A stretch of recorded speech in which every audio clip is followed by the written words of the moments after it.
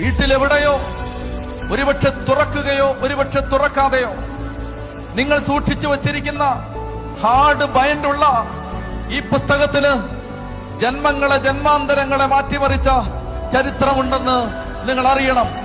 ഭൂമിയിൽ നമ്മൾ ജനിച്ച് ജീവിച്ച് വാഴുന്ന ഈ ഭൂമിയിൽ ഈ പുസ്തകം മാറ്റിമറിച്ചതുപോലെ ജീവിതങ്ങളെ മറ്റൊരു പുസ്തകവും മാറ്റിമറിച്ചിട്ടില്ല.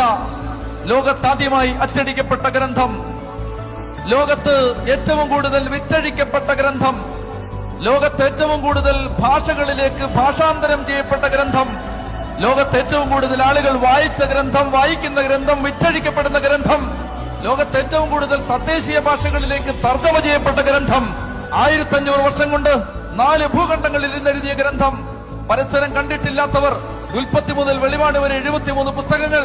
ഈ പുസ്തകങ്ങൾ എഴുതിയത് 4 ഭൂഖണ്ഡങ്ങളിൽ ഇരുന്ന് അവർ പരസ്പരം കണ്ടിട്ടില്ല.